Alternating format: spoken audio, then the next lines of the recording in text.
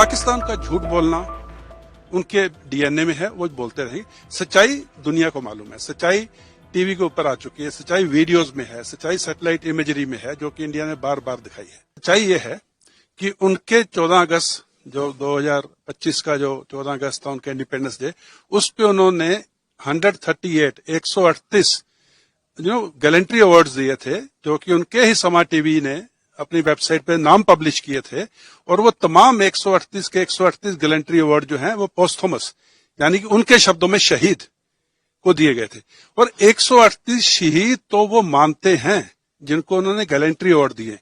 अगर gallantry award 138 को दिए, इसका मतलब कम से कम 400 से 500 उनके मिलिट्री कैजुअलिटी जो फैटल है वो हुई है, यानी कि उनकी जो जान गई है।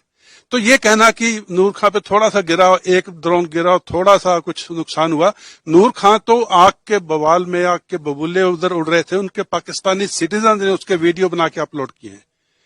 और 11 एयर बेसिस को, रडार साइट्स को, उनके जमीन के ऊपर हवाई जहाजों को, उनके रिटायर्ड एयर मार्शल ने खुद ये को बोला है ऑन टीवी कि बोलारी एयर बेस में उनका जो एवेक्स है वो इंडिया की मिसाइल से हिट हुआ है। तो पाकिस्तान का झूठ बोलना उनके डीएनए में है, वो बोलते रहे। सच्चाई दुनिया को मालूम है, सच्चाई टीवी के ऊपर आ चुकी है, सच्चाई वीडियोस में है, सच्चाई सैटेलाइट इमेजरी में है, जो कि इंडिया ने बार बार दिखाई है। तो इसका ये कुछ कहना मैंने नहीं रखता, सच ये। और मैंने अपनी किताब जो ऑपरेशन सिंदूर पे जो मैंने किताब लिखी, उसमें मैंने पूरी डिटेल अगस्त में लिख दी थी। ये तो धीरे धीरे अभी मान रहे हैं, तो ये कोई नई बात नहीं है। झूठ बोलना उनका बेसिकली उनके डीएनए में है। साथ ही और वीडियो आया और पाकिस्तान जो राष्ट्रपति हैं आसिफ अली जी, उनका आया कि जब मैंने 4 दिन पहले कह दिया था कि जंग होने वाली है, और जब जंग हुई तो मुझे एक मेरे प्रतिनिधि ने कहा कि सर बंकर में छुप जाइए, तो मैंने कहा शहीद होना है तो यही होंगे। मतलब इस तरह का उन्होंने एक्सेप्ट कर रहे थे कि वो भी कहीं ना कहीं छुपने की कोशिश कर, अभी तक वो एक्सेप्ट ये नहीं कर रहे थे। उसको उस स्टेटमेंट को कैसे देखते हैं? आसिफ अली जरदारी मिस्टर 10% रह चुका है, तो आसिफ अली जरदारी के लिए झूठ बोलने का नई बात नहीं है। हाँ, रही बात जो कि मेरे किसी ने एडवाइजर ने बोला कि बंकर में आ जाइए, तो आसिम मुनीर भी बंकर में था। जब हिंदुस्तान ने नो टेरर टारगेट को हिट किया तो आसिम मुनीर भी बंकर में था। और अगर आसिफ जरदारी ये कहता है कि 4 दिन पहले मुझे मालूम था कि जंग होने वाली है, तो फिर हमारी एक भी मिसाइल जो नो टेरर टारगेट पे हिट की, उनमें से एक को भी रोक क्यों नहीं पाए?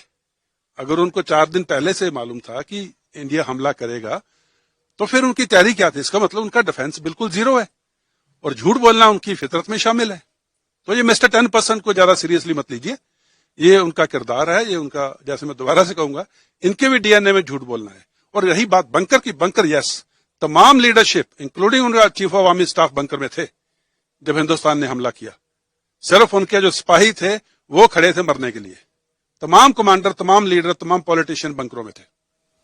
तो इससे ये दिखता है कि पाकिस्तान कितना ज्यादा डरा हुआ था, आज वो एक्सेप्ट नहीं कर रहा है, वो अपनी ब्रेवरी दिखाने की कोशिश कर रहा है। बट जिस तरह से स्टेटमेंट्स आ रहे हैं, दिन पे दिन हम बहुत सारे स्टेटमेंट्स देख रहे हैं, इससे साफ दिखता है कि पाकिस्तान बहुत डरा हुआ है, और वो ऐसी बातें करके वो अपनी ब्रेवरी को जानबूझ के लोगों के सामने लाना चाहता है।